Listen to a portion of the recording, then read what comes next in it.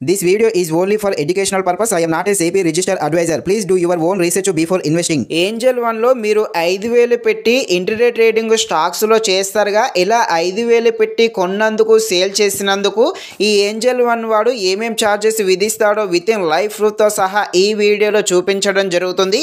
మీరైతే ఈ వీడియోని స్కిప్ చేయకుండా ఎండ్ వరకు చూసేసి ఇంకా ఎవరైనా మన ఛానల్ ని సబ్స్క్రైబ్ అండ్ లైక్ చేయకుండా ఉంటే ఇప్పుడే మన ఛానల్ ని సబ్స్క్రైబ్ అండ్ లైక్ చేసి కాస్త నాకు సపోర్ట్ చేసేయండి.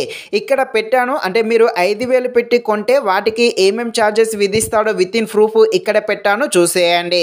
బ్రోకరేజ్ ఛార్జ్ కింద 20 రూపాయలు తీసుకుంటుంటే ఎస్టీటీ అయితే ఏమీ లేదు. స్టాంపు డ్యూటీ కింద 0.15 పైసే తీసుకుంటుంటే ఎక్స్చేంజ్ ఛార్జ్ కింద 0.19 పైసే తీసుకుంటున్నాడు. సేబీ ఫీజు అయితే ఏమీ లేదు. జిఎస్టీ కింద 3 రూపాయల 63 పైసలు అయితే తీసుకోవడం జరుగుతుంది. ఇక టోటల్గా మీరు బై చేసినందుకు వాటికి అయ్యే ఛార్జెస్ వచ్చేసి 23 రూపాయల 97 పైసలు అయితే అవ్వడం జరుగుతుంది. ఇక ఇదే 5,000ని సేల్ చేస్తే అలా సేల్ చేసినందుకు వాటికి అయ్యే ఛార్జెస్ ఏంటో ఇక్కడ పెట్టాను, చూసేయండి. బ్రోకరేజ్ ఛార్జ్ వచ్చేసి 20 రూపాయలు తీసుకుంటుంటే ఎస్టీటీ కింద 1 రూపాయి 25 పైసలు తీసుకుంటున్నాడు.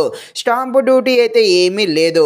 ఎక్స్చేంజ్ ఛార్జ్ కింద 0.19 పైసా తీసుకుంటుంటే సేబీ ఫీజు అయితే ఏమీ లేదు. జిఎస్టీ కింద 3 రూపాయల 64 పైసలు అయితే తీసుకుంటున్నాడు. ఇక టోటల్గా మీరు 5,000ని సేల్ చేస్తే అయ్యే ఛార్జెస్ వచ్చేసి 25 రూపాయల 0.08 పైసే అవుతుంది. ఇక మీరు టోటల్గా 5,000ని కొన్నందుకు సేల్ చేసినందుకు వాటికి అయ్యే ఛార్జెస్ ఏంటో ఇక్కడ పెట్టాను, చూసేయండి. కొన్నందుకేమో 23 రూపాయల 97 పైసలు, అమ్మినందుకేమో 25 రూపాయలు అయితే అవుతుంది. ఇక టోటల్ వచ్చేసి 49 రూపాయల 5 పైసలు అయితే అవ్వడం జరుగుతుంది.